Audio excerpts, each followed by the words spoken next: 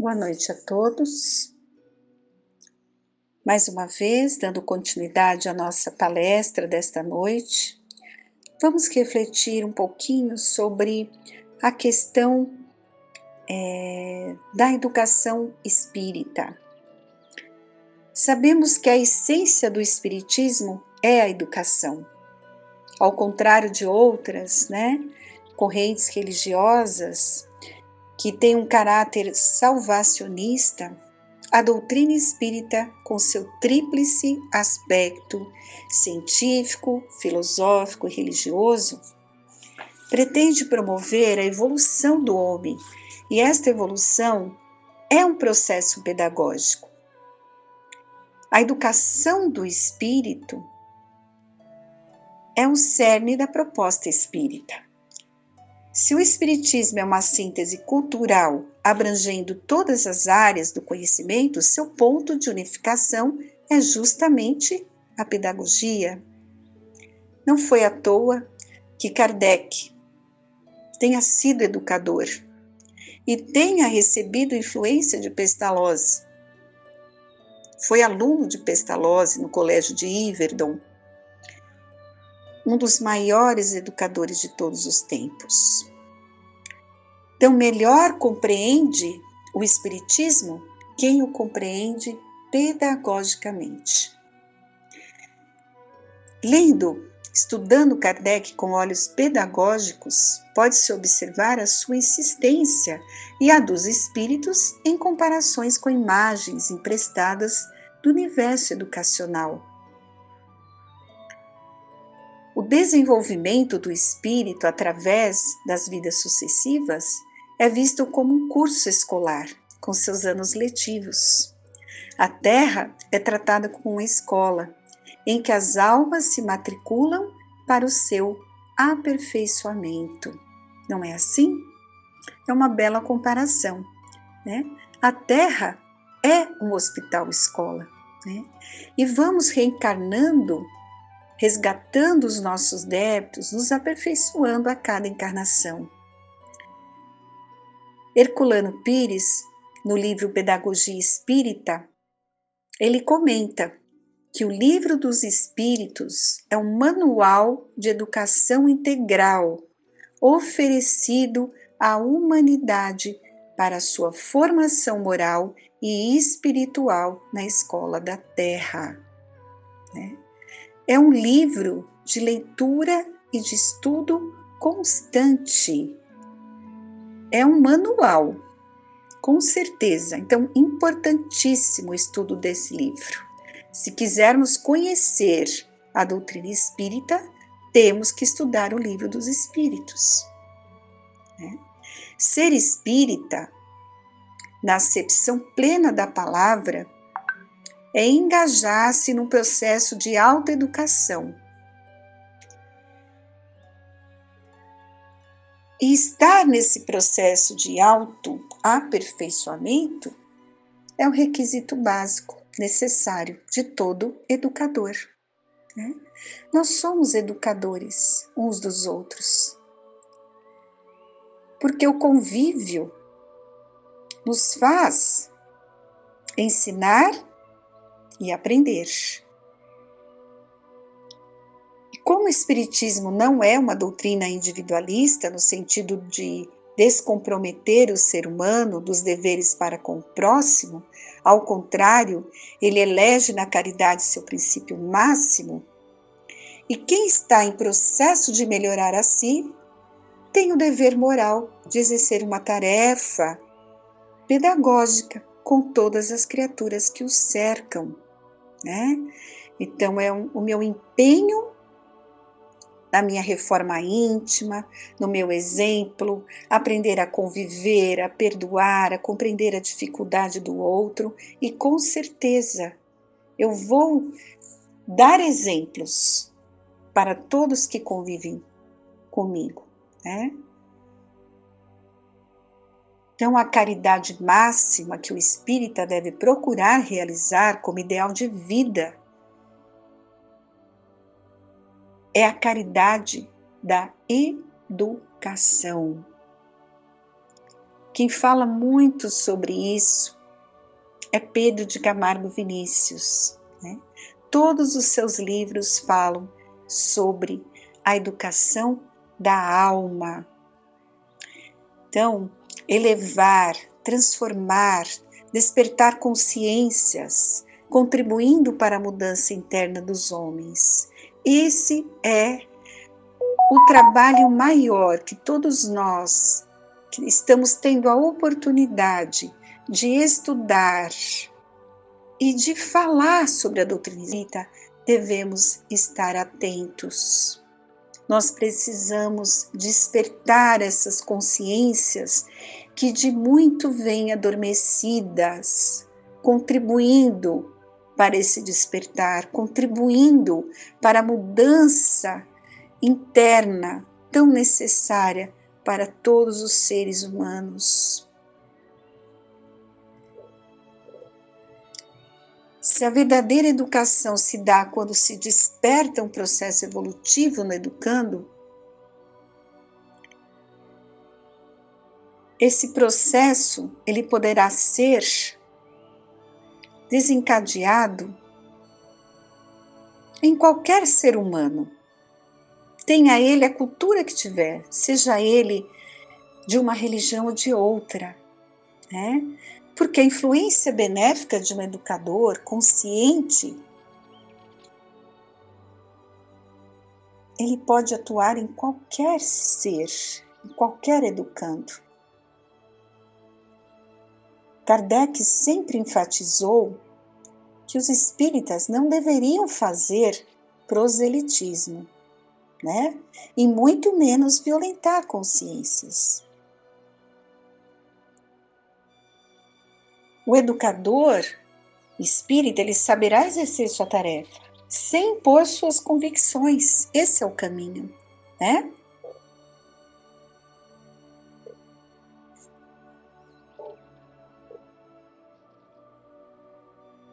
Então, o ensino espírita, ele não poderá ser mera transmissão de conteúdos. Mas o mais importante, o que todos nós devemos estar atentos, independente da plateia para quem estamos falando, né? Se são poucas ou muitas pessoas, se estamos conduzindo uma pequena palestra ou um grande estudo, mas qual é o objetivo que deve estar no momento em que nós nos preparamos, né, para falar? É o despertar da consciência espiritual. Lembremos disso. Esse é o objetivo. O que eu posso falar que vai tocar o coração daquele que me ouve de uma maneira simples, objetiva? Então, entender o Espiritismo como educação é ser espírita verdadeiramente, né? É ser alguém que está realmente engajado na sua própria evolução e também preocupado com a evolução coletiva. Preocupado com o destino espiritual do próximo. Ele jamais será indiferente à ignorância, à necessidade daquele que caminha ao seu lado, né? E ele vai se sacrificar por esse compromisso de exemplificar o bem, arrastando com isso muitas pessoas que vão se contagiando com o seu comportamento. Aprender a amar o nosso próximo, procurando entender sempre as imperfeições humanas, não julgar, consolar, amparar, servir. Todos esses verbos tão conjugados em mensagens, orientações espíritas, são essas atitudes fundamentais de quem ensina com a sinceridade dos sentimentos e a força do exemplo. Então, guardemos em nossos corações, né? Consolar, amparar e servir. Lá em cima, falamos, né? Sobre elevar, transformar e despertar consciências. Então, esse é o caminho, né? E com esses sentimentos que estamos colocando agora, consolando, amparando e servindo. Isso é a ponte de acesso ao coração do próximo. É esse o caminho que vai desencadear um processo de educação da sua alma. Então nós temos que trabalhar com muito amor, com muita dedicação, com fraternidade, né? Para desenvolver essa confiança no outro e despertar a vontade nele de crescer.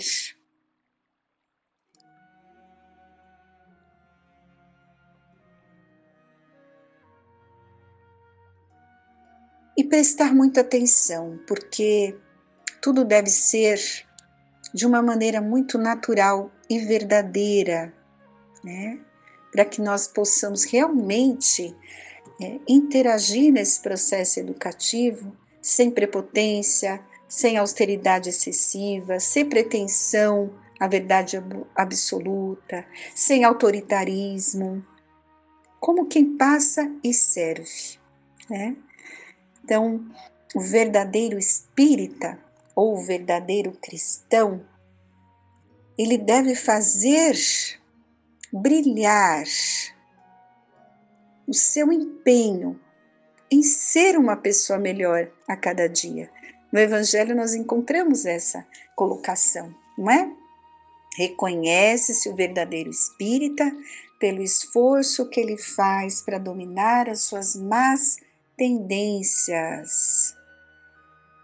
É isso, e sempre procurando compartilhar os seus ensinamentos, despertando os corações.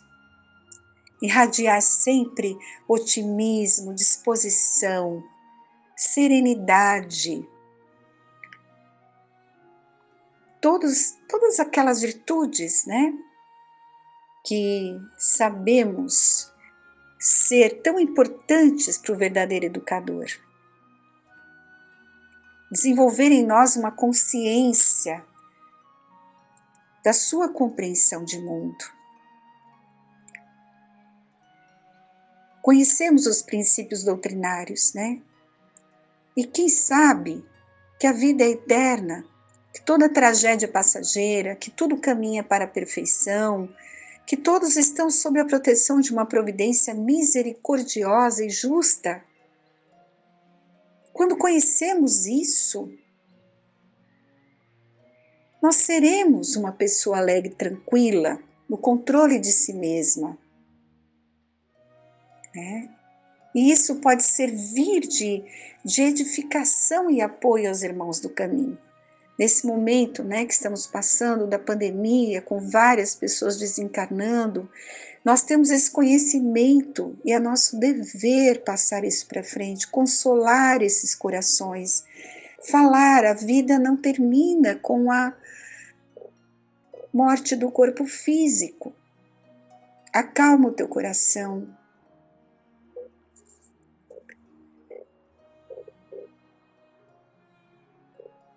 E é muito importante também lembrarmos, com relação a essa questão da educação da alma, com relação às relações familiares, né? Tão importante falar da lei da reencarnação, como pai, filho, irmão, irmã, avô, neto, né? O porquê estão ligados, que podem nascer ali numa família, adversários ferrenhos do passado, e aí a convivência cotidiana pode ser difícil, mas é uma oportunidade de reconciliação, de ajuste. Então, educar esses corações que são pais, os filhos, para que cada um faça a sua parte, cumprindo os seus deveres, né? Como nos também ensina o Evangelho, honra teu pai e a tua mãe, deveres dos filhos e deveres dos pais, para que todos possam viver se ajustando, se equilibrando, se perdoando, pois esse é o objetivo de estarmos juntos. Quando o pai ou uma mãe percebe no filho uma aversão, uma antipatia, pode estar certo de que a relação atual é preciosa ocasião para reajuste de ódios anteriores. Então é muito importante passarmos esse conhecimento, educar a família, né, na posse do conhecimento espírita, para que eles possam entender o porquê de estarem juntos, o porquê das dificuldades de relacionamento e a bela oportunidade que Deus concedeu a todos de renascerem em um lar, em uma família.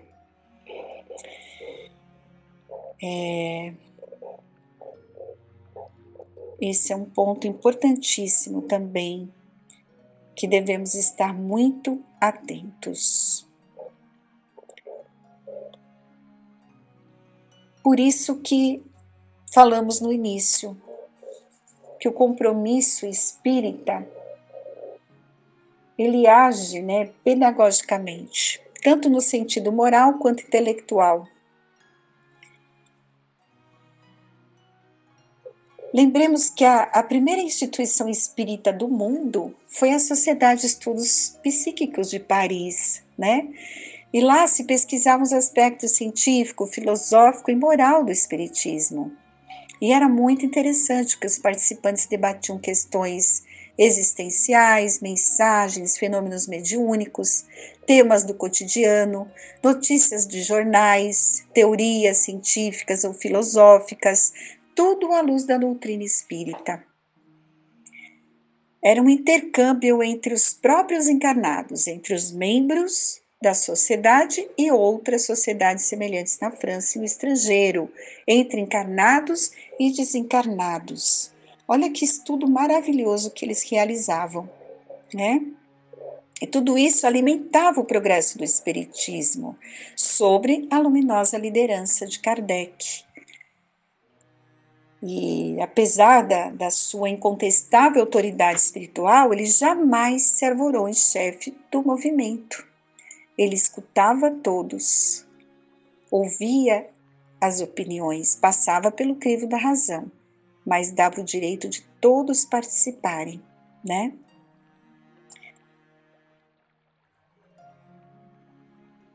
E no Brasil houve um processo, infelizmente, de massificação do espiritismo, né?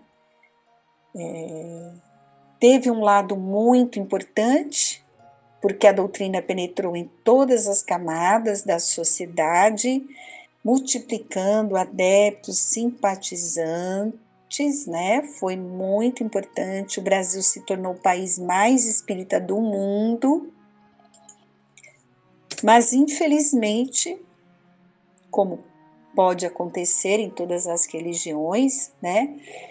Muitas casas espíritas, elas se perdem no assistencialismo social e espiritual e esquecem, né, do estudo da filosofia no seu tríplice aspecto.